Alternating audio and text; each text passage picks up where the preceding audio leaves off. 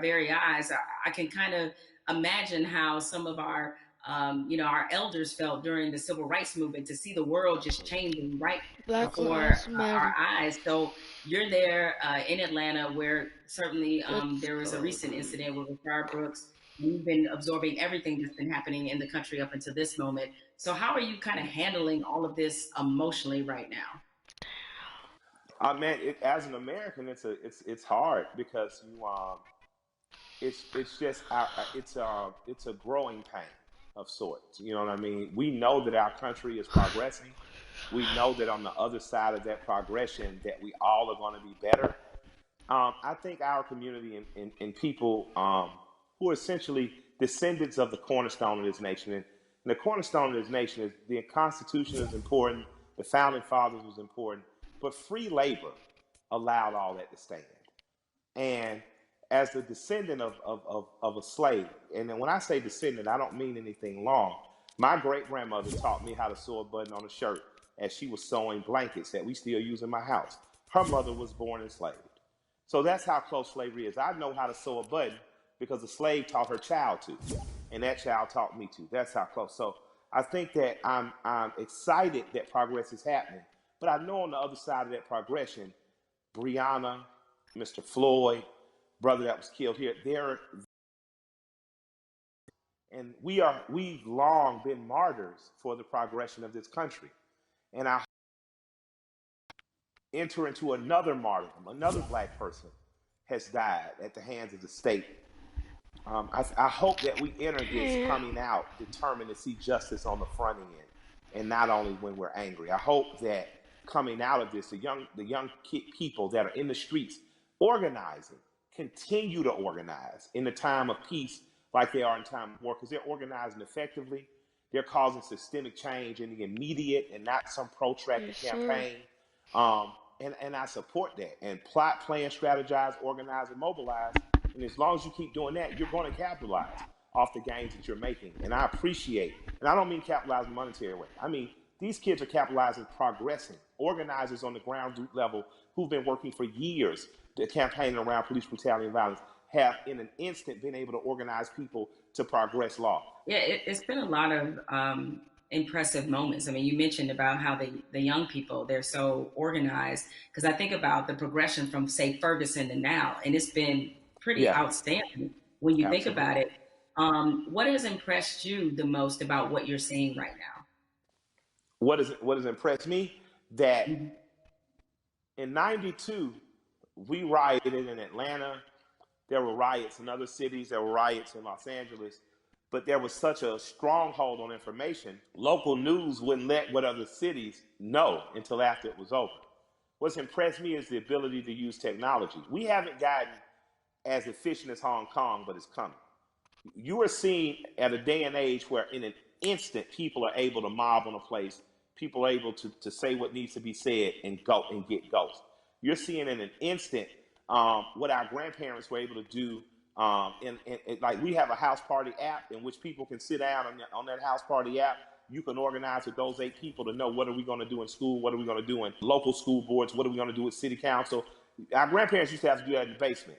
Now you're able to do it over your phones and organize effectively and immediately. So I'm impressed by the level of organization I've seen. Because when I was an organizer at 15, 16 years old, we'd have to literally meet for 30 days to plan something that you might strike that might be 3 hours or even 30 minutes, but you're constantly there. These kids are able to do it, and these young people and these organizers are able to do it in a blink of an eye. But that only happens when you train like Floyd Mayweather. Organizers are like Mayweather. They never not training, and I think that these are the people, again, that we should be looking to follow in these times. But you dropped a mention of the House Party app. Mike, are you on House Party? You use it? I just found out about it. I got the cool people in my life helped me to what's new. The two apps I'm most interested in right now are House Party, and there's an app called Convos that allows me to speak directly back and forth with people. That's a lot cooler than sometimes Twitter where stuff gets lost in translation.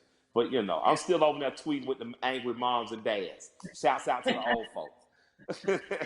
I think about where activism was on this issue in particular when Ferguson happened, and looking at it now, and while there was definitely a lot of positives that came out of Ferguson, particularly the Black Lives Matter movement, seeing the level and the difference is that clearly there was a lot of lessons learned there, and they've applied them Yes. now, and so there it definitely seems much more cohesive, and that's been impressive. What has impressed you about what you're seeing, especially from these young people who really have seemed to seize this moment? What I've seen be most beautiful about this time is kids have the ability to adjust and move and be like water. They're truly plotting, planning, strategizing, organizing, and mobilizing. The skateboard kids came in. Usually you would see in the 60s, black people look like me. We make public protests. We get our heads split open. Sympathetic whites and allies and people who truly believe in freedom, justice, and equality entered the stage. Now, not only are you beating black people, you're dragging off white people. And it became a tapestry, a unified front to give us our most basic civil rights and acknowledge our human rights. That tapestry is happening again, and it's happening in a bigger and better way. I was talking about those skateboard kids. I saw those kids first come in as defenders. When police were hacking with people with batons, they held up the skateboards to protect them. Most kids who skateboard, my kids skateboard, most skateboard kids in South don't look like me, right? But I saw the skateboard community literally come in and save protesters from beatings. And then they got really frisky and they started attacking back. And I was like, this is, although I don't want violence in the streets because those kids deserve to grow to be adults without being soldiers against the state that their parents pay taxes to. It impressed me that the proletariat showed government that you work for us. And in this moment, we are exercising our right to make public display of the evil that has happened. It makes me proud that I live in a country that has long promised equality, rarely given it to people who look like me. People who don't look like me defending it. You made an interesting note and observation about the skateboard crew. And I think anybody who's watching has noticed that it's not just black people who are out here No, protesting. Like it's this not. is It's a tapestry of people. it's a tapestry of The, people, the correct? I mean, Amish, the Amish. yeah, yeah. Wasn't that I didn't crazy to even know see? the Amish saw the news. Yeah. I was thinking, who told them? Right? I was like, how did they I was, right? I was, So I was so impressed though. I was so yeah, thankful. My heart was very filled with impressive. joy. Yeah, so you're seeing all these different types of people that you never thought this issue would resonate with them. It kind of reminds me of your music. Your music is unapologetically pro-black, unapologetically, Yes, right? But absolutely, yet, when absolutely. you look at a Killer Mike fan, it's across multicultural section of Yes. people. Why do you think your music is able to resonate that way, despite the fact that you are also clearly talking to your Let's people? go, dude. Yeah, I'm proud to be me. I like me. I like black people. I'm not making no excuses. I'm not making no Black apologies Lives coming in the Matter, door. right? I love us. I am in love with us. Yes. And because I love me, it has nothing to do or Was affecting it my up love there? of others. I have a very good friendship with East Indian cousins, Raj and Neil,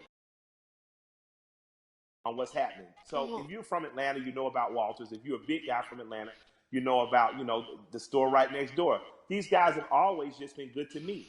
Raj went to India. He came back, brought my wife incense, these beautiful little elephant characters. He's proud to be Indian. I've learned about being Indian from my Indian friends. When you're truly who you are, how could you be offended? How could you not love it or like it? Like, man, I'm a part of the original people on earth. I'm from the continent that birthed all humanity. I think when you wear that proudly and unapologetically, and not from a place of needing someone to be below you, there's no reason for a people not to like me. I like you. I got plenty of heroes that don't look like me. There's a portrait of John Brown on my wall in my basement. I thought he's a hero. He doesn't have to look like me. You know what I mean? But I refuse to act like people who look like me aren't great. I didn't say good. I didn't say good enough. I didn't say equal. I said great. I'm from a great and mighty people. And if you can't accept that, then maybe I'm not for you. But I believe that because I am simply who I am, I believe that that gets accepted. Because you know what? I remember being on a tour bus, and I'm on there with a bunch of Northeasterners because of course, my rap partner's a white guy from Brooklyn. And we're on there and watching Swamp People, and everybody's laughing. And I come up and stagger into the front, And I look at it and I start smiling and I look at the room and say, I got more in common with them than any of y'all. And I just walk to the back. Now, because it's the truth. I'm a Southern boy. My grandparents from Alabama and rural Georgia. I grew up more like people on those shows. So I think across cultural lines and across racial lines, people identify with me, but just because I'm your typical American guy. You know what I mean? And I have some special things. I'm not going to deny that I'm special. I was a smart kid, went to Morehouse, had an understanding of some cool stuff. I married a beautiful woman. That helps, But I think that ultimately what resonates with people is that I'm a regular guy. One of my best friends in the world is a white guy from Brooklyn. So I think that people understand that I have the ability not to look past your race or ethnicity, not to look past who you are culturally, but to look at it and love it and learn from it without wanting to co-opt it or be it. What you're talking about in a very succinct and robust way is really allyship. And that's been a word that, you have it sounds like you have a lot of really great allies that are in your life. Now in this moment, I've gotten the question constantly, I assume you have too, about how to be an ally. What do I have to do? Right? I've had so many conversations with white people, like really good friends of mine in the last 2 weeks. Where all right, guys, I appreciate your enthusiasm, but but hold on a second.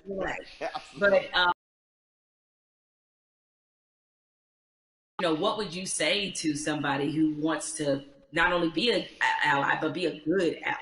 If you want to be a good ally in this moment, white corporation, white person with the means, that's a worthy allyship. On a ground level, if you're just working hard every week, you don't know what to do, you're an electrician, you're a plumber, grab one young man who doesn't look like you, a young woman, and teach them that trade. That's allyship. Allyship isn't just throwing the money, but if you got the big money, put it towards somewhere. But on a very real and basic level, my son had an accident with a man named Keith. I bought my son a car. My son Malik, with a very pretty girl in the front seat, rear-ended this guy Keith. Calls me. I pull up to Keith and the police officer. I say, if he'll allow me to handle this privately, I just don't want to call my insurance company because, I had just got in an accident. I drive fast. My son, Keith, in good faith, gave me the opportunity to do that. And me and this man became friends. I'm literally friends with this white man who told me about Atlanta pre-white flight and desegregation, who's taught me about fatherhood and the importance of presence in your child's life. That doesn't happen if we're not open for it to happen. So an allyship with white people doesn't have to be an organization of saving the world. But you do have to do what me and Keith did. You do have to, on blind faith, trust someone who doesn't look like you and allow that person to educate you. So an allyship is not just calling your black friend saying what I do. It's going to black organizations that might be local and saying what am I do. It's calling your friend and saying, what's the next thing you're doing? And I want to be an extra set of hands. Doesn't mean you get to go to the black people meeting, but it does mean if they say I'm going to feed people on Skid Row, you show up. And you show up with empathy and care, you do it. And I'm going to tell you, we need doctors in that space. We need lawyers in that space. We need legislators in that space. We need the people who are really empowered to be in that space because there's some things that need to happen on ground level that once the grassroots people have gotten it here, there needs to be money put behind these things. A lot of the problems that we have now that are erupting could have been solved in 96, 2006, 2016, and all these other years, but we chose not to because we trusted the right thing's going to happen. Right thing's not going to happen unless we make it. And after that, you have the potential to truly be brothers and sisters. You have the potential to be past the letting cultural, national, religious markers evict the fact that I know that I'm talking and I'm with a human being, and at our very core, past any physical difference, my job is to honor the soul of that other human being. So there's no need to have allies because I'm not at war. I truly have a brother and sister. There's no need to have an ally because there's no threat of war. I refuse to send any 18-year-old boy or girl off to die. And that has to be something that's much, much deeper than policy, much, much deeper than the human condition in the last 500 years. We have to get back to that. So that's my humble opinion. I don't know, where that takes white America, but I hope we stay standing up, fighting together. Mike, we've been having this great conversation, and a lot of people watching, they probably want to know, because, again, these things happen in flashes where 1 minute we're talking about this, everybody's fired up, everybody's willing to do things, and then the next minute, the momentum dies. So how can the people who Yeah. are watching now, how can they keep this conversation, this action, this momentum going? Take this conversation, get 8 to 10 people around you, your neighbors and people who live within 10 square miles, and start to see what you can do to affect. And then connect with other people that may be in closer proximity, 30, 40, 50 miles, even another city or places that are doing it right, or that are doing it right in other places. Connect with those people and just if all of us do a little bit, no one has to do a lot. If all of us do a little, if all of us pick a little to do, no one will have to do a lot. That's a word right there. If we all do a little bit, nobody has to do a lot. Has to do a lot, Um, absolutely. Nobody has to do a lot. Mike, I have enjoyed this conversation like I enjoy every conversation with you. I can You know I certainly love talk you. to you. Yes, it is mutual. The mutual respect Absolutely. and love of society right here. Thank you, and more importantly, thank you for everything you do on the ground. I mean, so many people. I mean, I knew that you tell the truth the way it needs to be told, but a lot of people during this time of crisis have been Yeah. exposed to you and understand that. I mean, you really are for the people. This is I called am, We the People. absolutely. Absolutely. This is you all day long. So thank you for all the work and all the inspiration, all the words, everything that you're adding to this conversation, and more importantly to this action. With that said, we have to say goodbye, but we don't have to get out of here just yet because I'm gonna toss this on to my brother Okay. Van Jules, who can take it from here.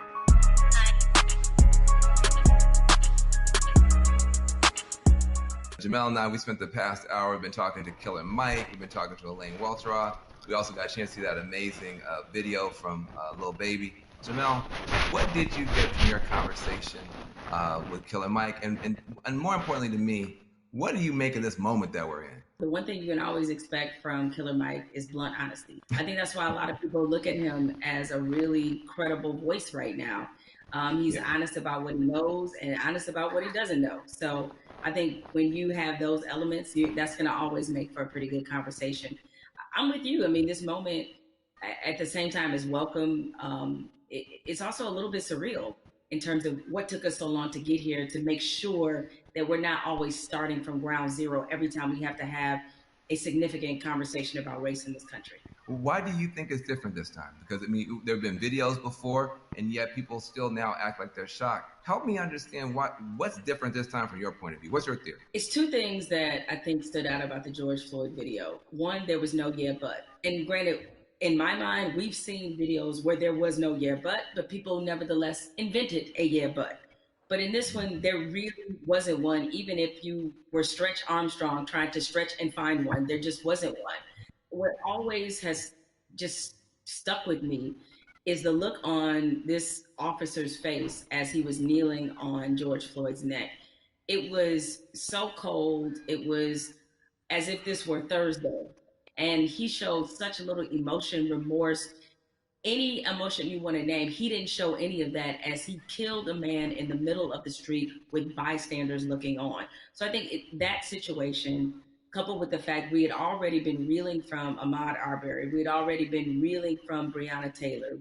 And even though the situation wasn't fatal, there was definitely a storm of frustration at what happened with Christian Cooper. So this all together leads us to this moment where finally, even the most adamant naysayers who wanted to pretend as if this wasn't a structural problem, what could they say?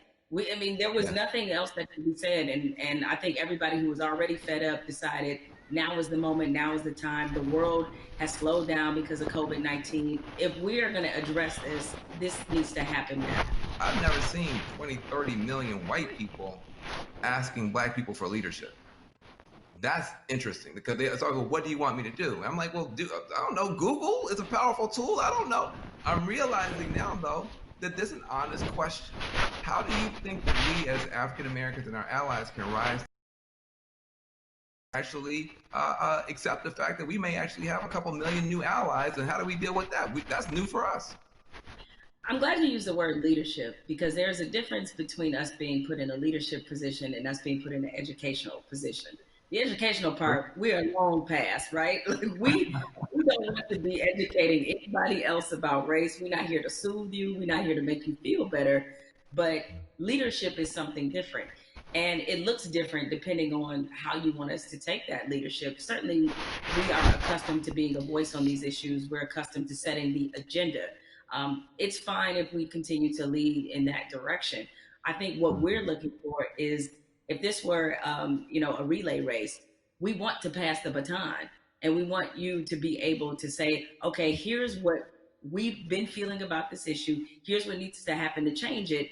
The other part of this race is that you got to be willing to run it just as hard and as fast as we are. Because if you're not, that's why we remain stuck in the flying pattern that we've been in for hundreds of years and decades as we've tried to reconcile this issue. So we have to figure out what is the most useful way of allyship. We see a lot of people throwing statements around. We see a lot of people throwing money around. We need that to be a focused effort, and more importantly, to be vocal about it. I can't take any more double-sidedness. There can be no more other siderisms. If I may make up a word, meaning that you give over here and you're a company that is like, yeah, Black Lives Matter, except for in my boardroom where they don't, or except for my organizational chart where they don't. So I'm done with that, right?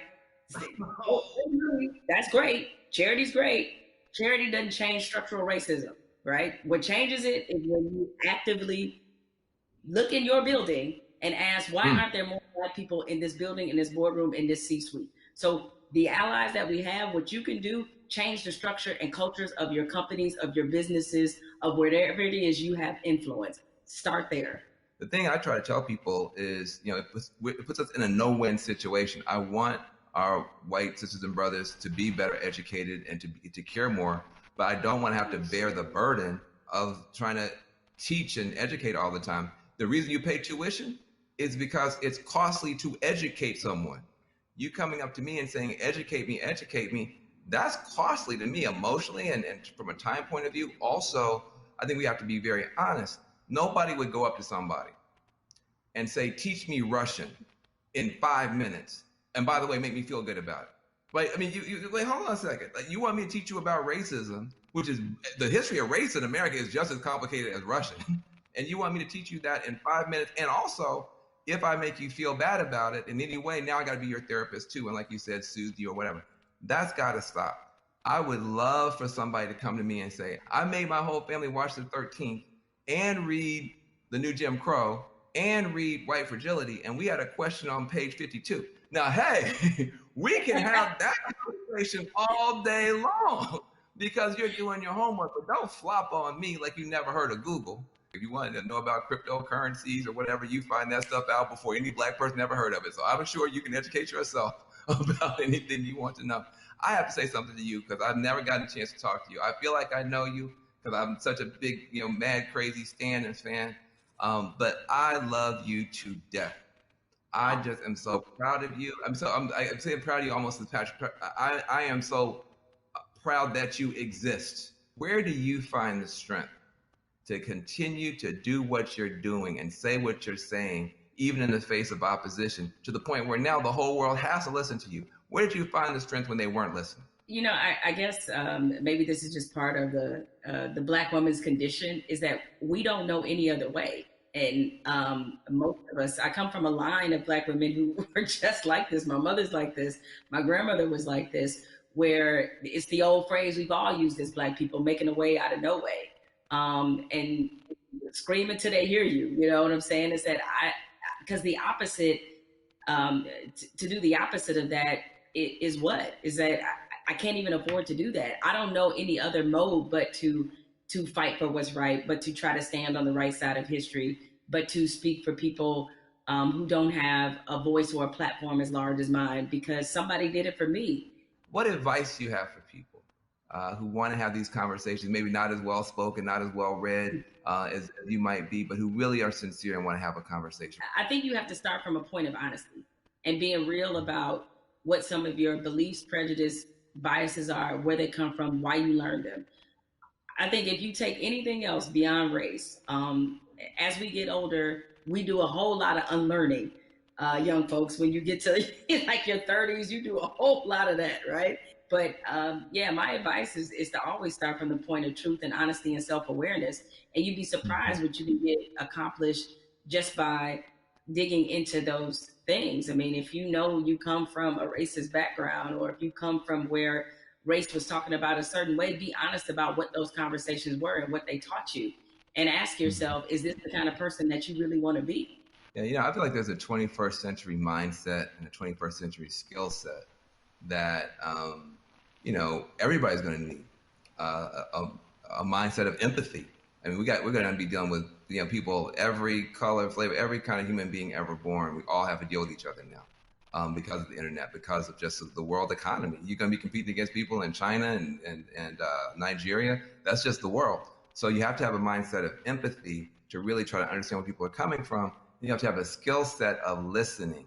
If you understand this conversation, you can talk to black folk and brown folk and Muslims, everybody else. So we're trying to confer a benefit to you. We're trying to make you better. It'll make my life better, but it'll make your life better too. Now, what charity are you supporting? Well, as some people can maybe see my T-shirt, it says "Support Black Journalists." Right, the lack of still Black journalists in most newsrooms is pretty appalling. What changed my life and what got me really on the right path in this business was being a member of the National Association of Black Journalists. NABJ is the largest minority journalism organization in the country.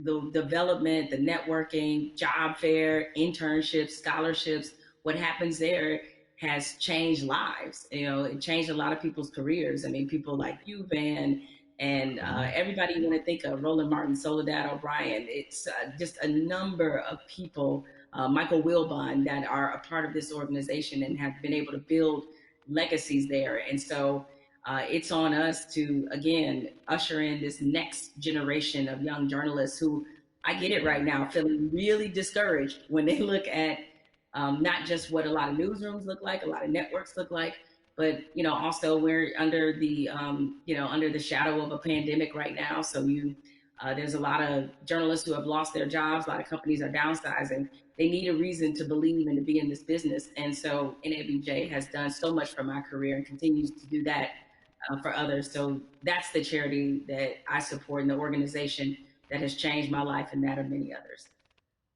Well, listen, I second that, third that, and fourth that. NABJ is a beautiful organization. I've got groups I want to support as well. But what I want to say to you is just thank you for your light, for your leadership, for your courage, for your entrepreneurship, for your T-shirts and all that type of stuff. Make sure to support the sister businesses, and let's keep this conversation going. Much love to you. Thank you, Van. This is a pleasure. I got good news for you. I got bad news for you. The good news is that people are activating all around the world, all across the planet for change. That is a powerful moment. Here's the bad news. Unfortunately, this is not a one answer fixes everything situation. We're talking about systemic problems, which means it's not just one law or one person. You need 360 degrees of change to shift to get the outcome that's right. But we can get there if we keep talking, if we keep working, if we keep building. And if we do that, we can reshape America. That can be done. It's been done in the past. We can move the whole world in a better direction. So I hope that your cell phone right now is full of screenshots of these tools that we've been trying to give you to continue taking action from this virtual town hall. When the stream ends, the conversation should not end. We got to keep pushing. We got to keep going. We are in an important moment in history. And what you do is going to determine the outcome. 2020 is going to be talked about for 20 years, 100 years, maybe 1,000 years. But the future's not written. It's up to what you and I do and what you and I decide is going to happen.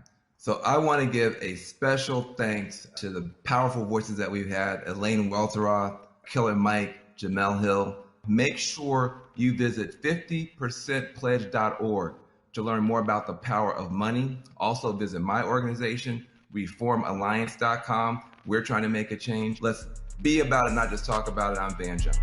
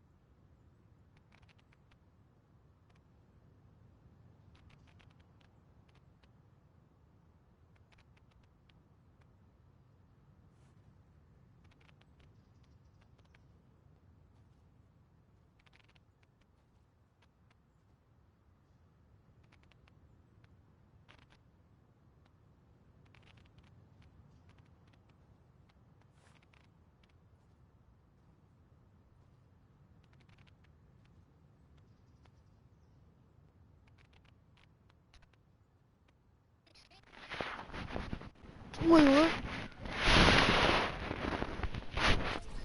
No.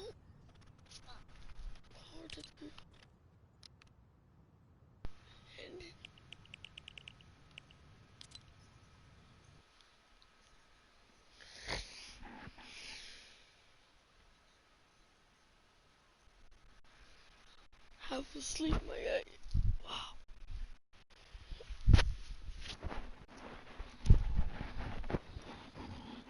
I still hear stuff.